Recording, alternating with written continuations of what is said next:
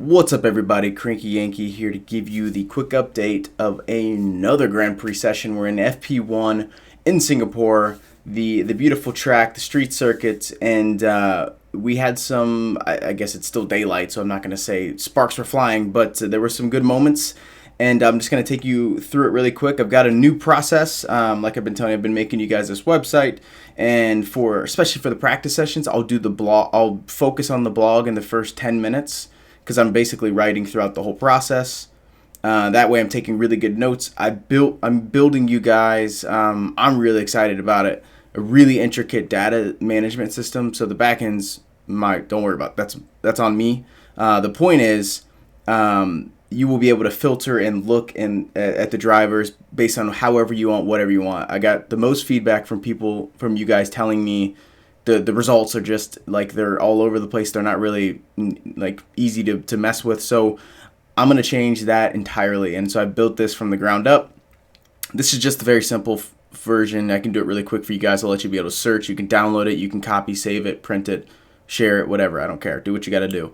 And I can do it, cut, and show it by however you guys want to see it. So anyways, here are the results. I figured this would be a lot easier if I make you guys this and embed it in the blog. You've got Max in P1, which is exactly what we think when you think about this kind of track, considering the downforce. Albon was actually P5, so the Red Bull is exactly what we thought. Lewis was talking about in the pre-interview how he was a little bit worried about the Red Bull, and it would make sense. And kind of talking about the other videos I've made previously with the rhetoric, I think the FIA are kind of pushing a narrative I'm not terribly comfortable with regarding the safety of the drivers, but I think I had a really good conversation with a shout out to Phil on the last video, we had a really good conversation about how, let's let them race. And I could see that from that perspective, especially as a former, a lot of you guys have history in karting and stuff like that. So I could see that, but you can kind of see that play out. Lewis had a moment with Carlos Sainz where I think Lewis is Lewis 2.0. He's driving aggressively, even in FP1. He's kind of like throwing his elbows out, and I kind of like that.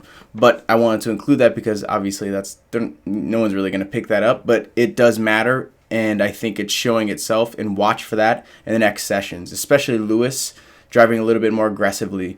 And Leclerc's really nowhere to be found in here, but because he had some engine problems. I believe it was turn 12, but he couldn't get out of fourth. He geared up to fourth. He was able to gear back down, but he couldn't get out of fourth. So he just basically shut it off and limped back.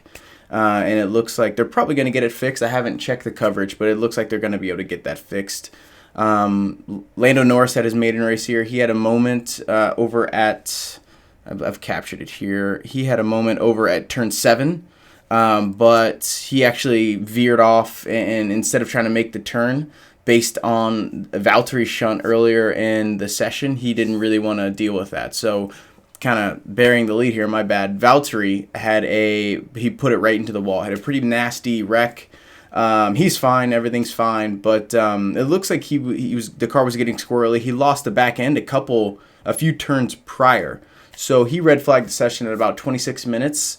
And as you'll notice, he had about 16 laps. I don't know if I included the number of laps. Yeah, I did. So in the table here, I've got the number of laps here. And you'll notice Valtteri, he's got 14 laps. Valtteri's pretty low on laps. Well, that's why, because he put it into the wall. So not awesome there. And so Lewis looks good. Vettel was trading back and forth with Max. I think really the only thing to call out, and I've quoted. We got Christian Horner on the wall. So I don't know if he's kind of playing a little bit of mind games or anything like that. But once the tires start to equivalize between Red Bull and Mercedes, Max was actually running on the softs.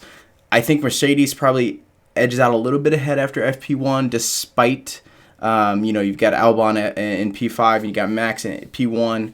Despite that, I think even Christian Horner sees that Mercedes is a little bit more ahead in terms of in terms of the car performance, the downforce, the straight line speed, all that. But Sebastian really had to work hard for that 140. And mind you, Ricardo went 139.7, I believe, in FP1 of last year. So the fastest time in FP1 in 2018 was Ricardo's Red Bull 139.7.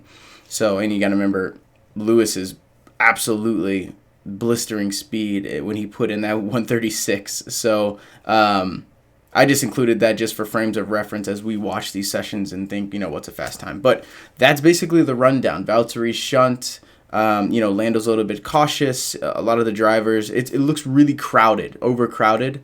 There's really no FIA moments where they're looking at track limits. There was a couple times where people were crossing some of the lines, but it was really no major concern. And let's just see if Valtteri comes back. I think it'll be a lot of work if he makes it back in time for this session, but we'll see.